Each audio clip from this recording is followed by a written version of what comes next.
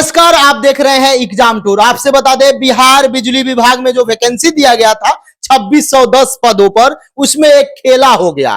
खासकर जेई अभ्यर्थी जो है उनके साथ खेला कर दिया गया। और बिहार सरकार क्या खेला की है इसके बारे में जानिएगा। और एक दूसरा बात बता दें, अब झुनझुना आपके हाथ में मिल चुका है। मेरे साथ इंजीनियर आशीष सर हैं, एक एक बिंदु पर चर्चा करेंगे। जो आवेदन नहीं किए हैं, जिनके पास डॉक्यूमेंट्स नहीं है, अब सब कुछ उपलब्ध करा लें। सर, आपका स्वागत है एग्जाम टूर। बहुत बहुत धन्यवाद सर। बहुत बड़ा परिवर्तन हो गया। परिवर्तन कहिए, बच्चे लोगों के साथ अन्याय हो गया। जिस तरीके से बच्चे रो रहे हैं, बिलक रहे हैं, सर क्या क्या समस्या हुआ है?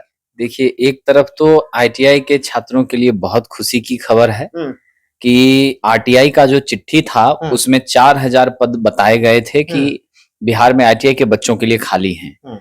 लेकिन 2000 के लिए वैकेंसी आई, तो कुछ हद तक फिर भी ठीक है। बच्चे तैयारी में लग गए हैं। 1 अप्रैल से फॉर्म भरा जाएगा और 30 अप्रैल तक फॉर्म का लास्ट डेट है।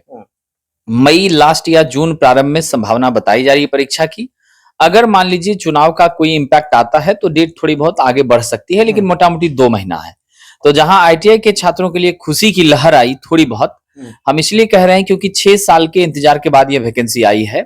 और मात्र इलेक्ट्रीशियन ट्रेड के बच्चों के लिए 2000 पद है, जहां अन्य वैकेंसियों में आपको सभी ट्रेड के बच्चे भाग ले रहे हैं।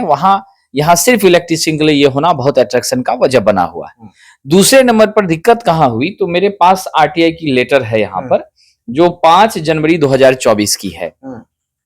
इसमें जूनियर इलेक्ट्रिकल इंजीनियर जनरल 100 पद सरकार ने बताया है खाली है।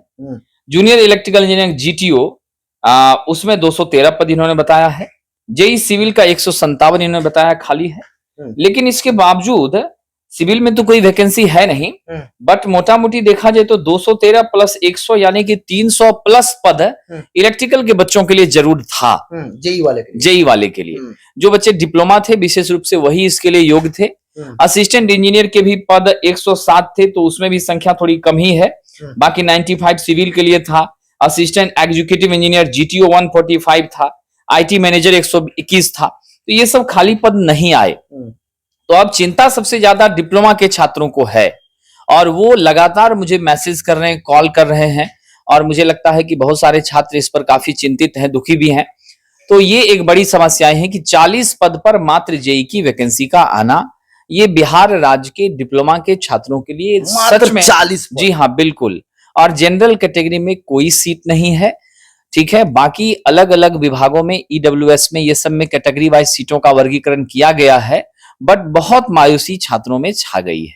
सर, आखिरकार 40 सीट जब दिया जा रहा है और 6 साल 8 साल बाद आप बता रहे हैं वैकेंसी दिया जा रहा है, तो उस कोर्स को ही समाप्त कर देना चाहिए। वो कोर्स विद्यार्थी क्यों करे, डिप्लोमा क्यों करे, जेई की तैयारी क्यों करे? अभी तो जो स्थिति बनी हुई है, आप देख रहे हैं तकनीकी छात्रों के साथ जिस तरह का संकट मंडरा रहा है। आज टेक्नीशियन ने अपने सिलेबस से ट्रेड को बिल्कुल हटा दिया। टेक्नीशियन ने अपने सिलेबस से सपोज कर लीजिए बेसिक साइंस इंजीनियरिंग ड्राइंग को हटा दिया। अब सिर्फ बच्चों को रीजनिंग, मैथ और आपको जनरल स्टडीज करना है, और जनरल साइंस, फिजिक्स, केमिस्ट्री, उसके बाद बायोलॉजी पढ़ना है। तो जो इस बार की स्थिति बनी है, जो 6 साल 7 साल से बच्चे ट्रेड पढ़ रहे थे, ड्राइंग वगैरह पढ़ने में लगे हुए थे, अब तो सीधा होगा कि जो एसएससी, सीजीएल और बाकी सब जो छात्र हैं वो बिल्कुल बाजी मार लेंगे। ये बच्चे ऐसे ही मुंह देखते रह जाएंगे। तो वहां भी तो धोखा हो गया उनके साथ। अब हो गई कि बस टेक्निकल डिग्री खरीदिए और जाकर के बस ये पढ़िए और नौकरी पा लीजिए। और नौकरी भी क्या पाइए, 4 साल 8 साल 6 साल बाद वैकेंसी आती है। अब वो भी जरा सा जो है 4000 3000 8000 7000 40 पद थमा दिया जाता है। तो ये तो दिक्कत वहां छोटे स्तर पर है। बड़े स्तर पर आइए तो 42 प्लस पॉलिटेक्निक, सरकारी पॉलिटेक्निक बिहार राज्य के अंदर चल रहे हैं। प्राइवेट पॉलिटेक्निक भी 18-19 की संख्या में है। मोटा मोटी आप समझिए तो 13 से 14 हजार बच्चे एवरी ईयर यहाँ से डिप्लोमा फाइनल करते हैं।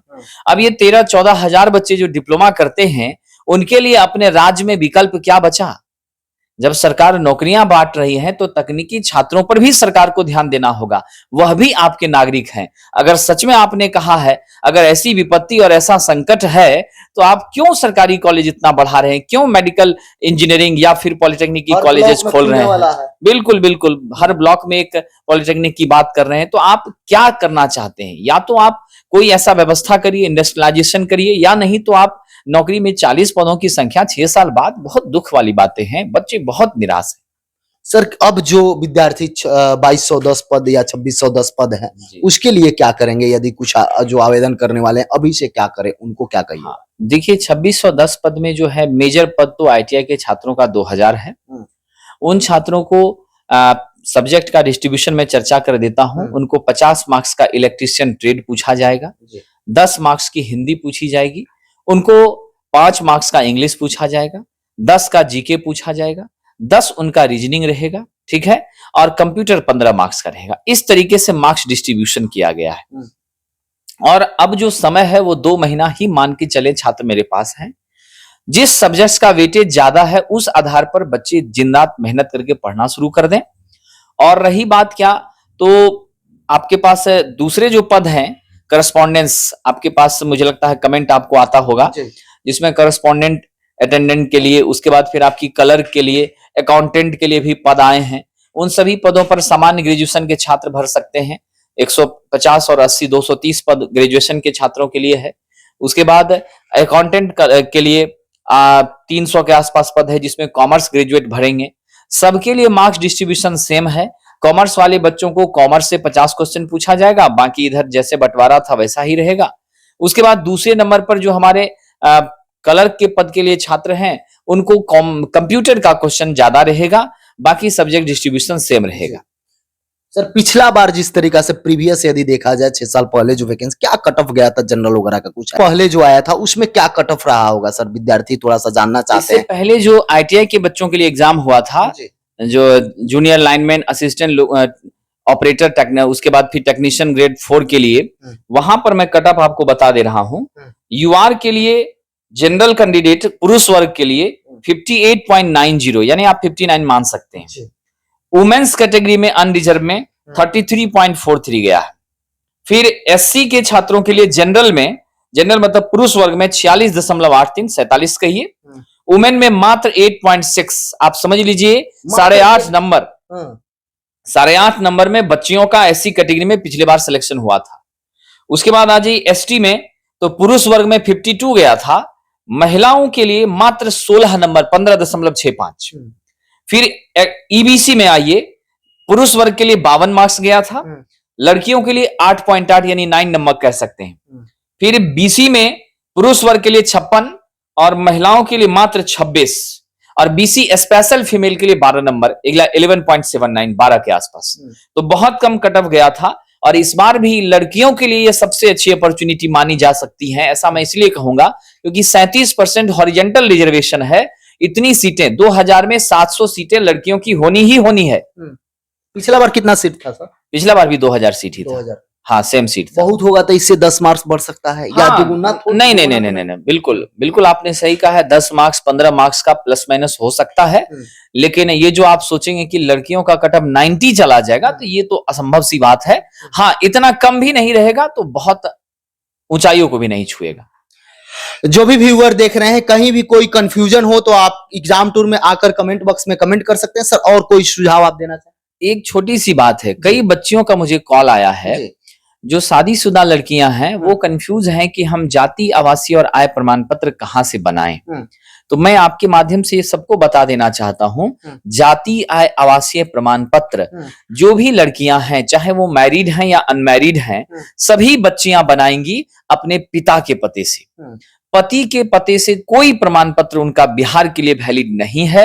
उनको पिता के आधार पर ही जो प्रमाण पत्र है उसी की अनुशंसा राज्य सरकार करती है।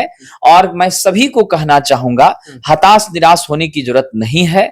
हमारे जैसे शिक्षक समाज के सभी व्यक्ति आपके साथ हैं।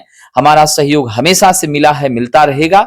और आप सब लोग, जेई के लिए पद कम है, मुझे भी इसकी व्यथा है, मैं आपकी व्यथा के साथ खड़ा हूं, ठीक है। और जितने बच्चे अब 1 अप्रैल से फॉर्म भरेंगे वो एक एक सेकेंड, एक एक पल का सदुपयोग करें और जी जान लगाकर तैयारी में जुट जाएं। अब की बार सारा सीट अपना होगा, बेड़ा पार, ऐसा माइंड में लेके चलना है। जो